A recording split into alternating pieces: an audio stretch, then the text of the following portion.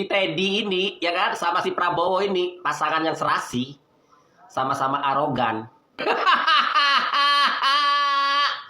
Purbaya, saya mau nanya nih, seorang Purbaya ini, ya kan, dia kan Menteri Keuangan, ya kan, dia yang menyetujui setiap anggaran, ya kan. Setiap orang mau ngeluarin anggaran, ngajuin proposal dulu, ngajuin ini ke Purbaya. Habis gitu Purbaya tanda tangan langsung cair. Ya kan? Saya mau nanya ini sama Purbaya ini tentang kepala MBG ini kan membikin anggaran tuh aneh-aneh. Kayak kaos kaki itu berapa ini, ya kan, mau motor ini, masa nggak tahu? Masa nggak tahu atau mendapatkan setiap tanda tangan mendapatkan sesuatu. Ada sih, aku punya ini lah, punya usaha, bukan usaha sih, saya punya tapi bukan nama saya, punya usaha deh. Bukan nama saya, punya luar negeri, ya kan, mengatasnamakan saya, usaha itu mengatasnamakan saya. Yang penting itu usaha memang atas nama saya, tapi bukan punyaan saya. Setiap saya tanda tangan, saya mendapatkan cuan. Misalnya ini ada program ini, ada ini, ya kan, ada usaha, ini mengeluarkan ini, saya tanda tangan, saya dapat cuan. Ini buat saya ya, saya ngomong buat saya. Jadi yang punya usaha ini, ya kan, ini Miss, kamu tanda tangan. Oke, tanda tangan, dapat uang, tanda tangan, dapat uang. Karena perusahaan itu atas nama saya.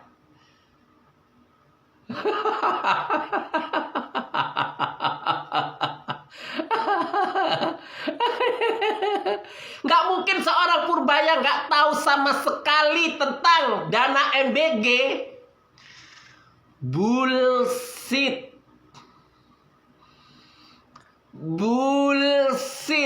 Nggak tahu, kalau nggak tahu bullshit, bohong.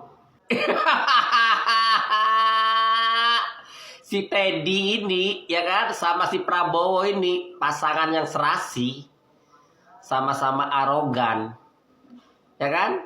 Seorang Teddy, seorang Prabowo dikritik sama senior diplomat ya, di luar negeri itu ya, si Pak Dino langsung kebakaran jenggot. Selama ini semua rakyat Indonesia udah ngeritik model kayak apa, nggak mempan, ya kan. Langsung sama Pak Dino dikritik, langsung mempan. Otomatis Pak Dino ini bukan orang sembarangan. Otomatis Pak Dino ini tahu siapa Prabowo. Takut kowar-kowar semakin dalam, semakin ini kebongkar. Karena Pak Dino ini adalah teman Prabowo semasa muda. Jadi paham siapa seorang Prabowo. Ya kan? Selama ini bagaimana rakyat mengkritik seorang Prabowo, mengkritik seorang Teddy, nggak mempan. Giliran Pak Dino ngeritik, langsung kebakaran jenggot. Wow, luar biasa ini. Ada musuh baru ini, ada lawan baru Prabowo ini sama Teddy. Dikritik akademis, dikritik ilmu hukum, dikritik gini, nggak mempan. Giliran dikritik sama Pak Dino, langsung kebakaran jenggot orang dua ini, Prabowo sama Teddy. Langsung arogansinya dikeluarkan. Gimana Indonesia ini hancur? Yang membuat undang-undang, yang membuat kebijakan, ada yang tamat SD, tamat SMP, tamat SMA. Negara ini apa nggak hancur? Pokoknya ajur. Bagaimana seorang yang duduk di parlemen, duduk di DPR, ya kan, mempunyai ijazah yang begitu. Orang yang tidak paham hukum membuat hukum, yang tidak paham sama undang-undang, membikin undang-undang kan lawak. Bagaimana Indonesia ini hukum akan ditegakkan? Bagaimana pemerintah akan membela rakyat? Yang mengusung kebijakan aja sekolahnya SD, SMP, SMA.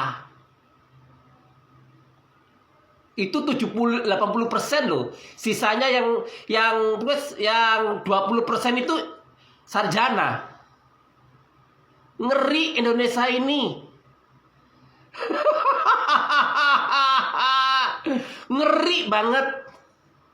Yang penting lo punya cuan, lo bisa beli suara masuk gedung DPR. Bagaimana Indonesia ini mau sejahtera? Yang memangku kebijakan aja sekolahnya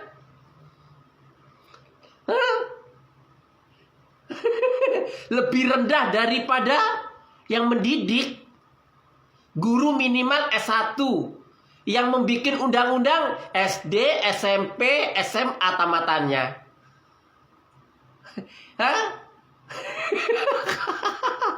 Yang membuat kebijakan SD, SMP, SMA lulusannya. Ngeri kan?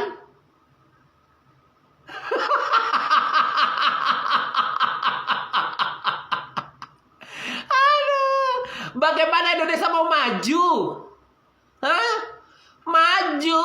Maju anak gue masuk ke gedung DPR. Maju menantu gue masuk ke pemerintahan. Maju.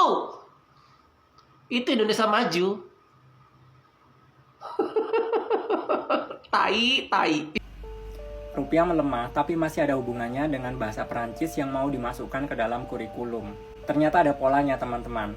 Jadi, pakar ekonomi dari UNER menyebut salah satu penyebab utama rupiah melemah sampai ke 17.800 karena investor sudah tidak percaya lagi dengan Indonesia. Dan di tengah situasi ini, Presiden terbang lagi ke Perancis terakhir tanggal 28 Mei. Bukan pertama kali, ini kunjungan ketiga ke Perancis dalam setahun terakhir.